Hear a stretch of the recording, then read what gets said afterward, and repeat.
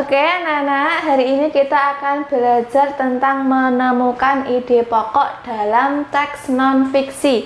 Apa itu ide pokok? Jadi, ide pokok itu adalah inti dari suatu paragraf. Kemarin sudah kita bahas, tapi hari ini Bu Gita ingatkan kembali. Ide pokok itu terdapat di mana? Jadi ide pokok itu terdapat dalam kalimat utama. Bagaimana kita menentukan kalimat utama Bu dalam suatu paragraf? Caranya kita lihat dulu bentuk paragrafnya. Kalau paragrafnya kalimat utamanya berada di awal, namanya paragraf apa? Kalau kalimat utamanya berada di akhir, namanya kalimat apa?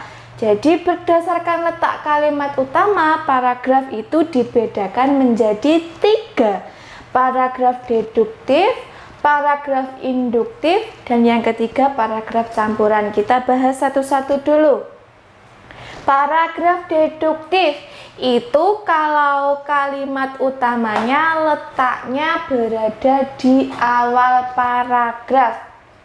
Polanya jadi gimana? Polanya menjadi khusus ke umum. Maksudnya khusus, ini adalah intinya. Kemudian kalimat-kalimat yang lain itu disebut kalimat penjelas atau itu bersifat umum. Kemudian yang kedua adalah paragraf induktif. Kalau deduktif tadi kalimat utamanya berada di awal, kalau induktif kalimat utamanya berada di akhir paragraf. Pola paragrafnya jadi umum, dari umum menjadi khusus.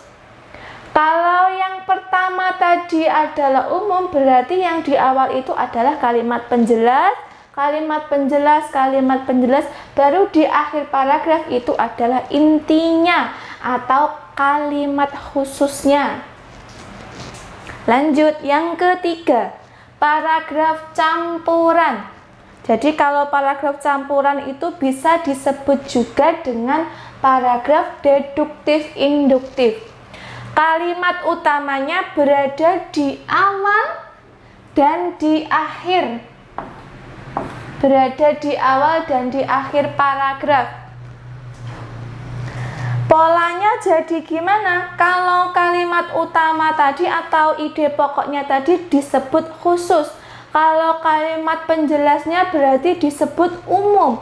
Kalau begitu pola kalimatnya menjadi khusus, umum, kemudian kembali ke khusus lagi. Jadi kalimat utama, di sini kalimat penjelas, dan di sini kalimat utama. Bu, ada apa tidak kalau kalimat utamanya berada di tengah?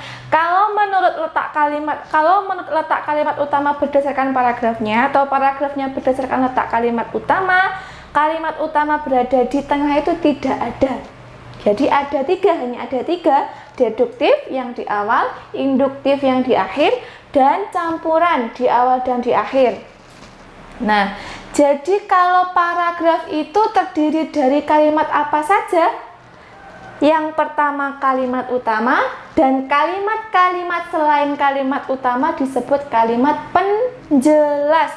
Jadi selain kalimat utama, di dalam sebuah paragraf ada kalimat penjelas. Apa itu kalimat penjelas? Jadi kalimat penjelas adalah kalimat yang menjelaskan kalimat utamanya tadi. Kemudian di dalam teks non-fiksi biasanya kamu menemukan kata-kata sulit. Bagaimana cara kita menemukan kata-kata sulit untuk mencari artinya? Jadi yang pertama-tama kita lakukan adalah kita baca dulu teksnya, kemudian kita mendaftar kata-kata sulit di dalam teksnya tersebut.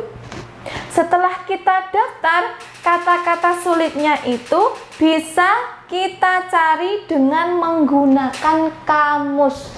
Apa itu kamus? Kamus adalah buku acuan yang memuat kata dan ungkapan serta keterangan tentang makna dan pemakaiannya.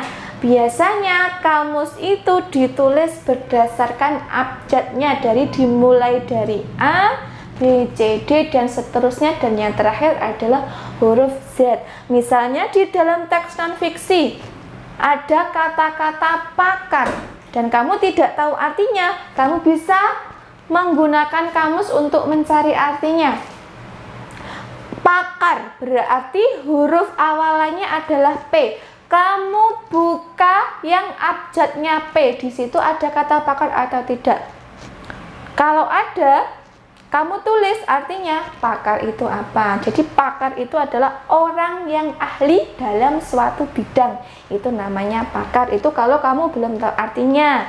Ada lagi mungkin yang kamu belum tahu artinya, kamu bisa mendaftarnya, dan kamu bisa mencarinya di kamus.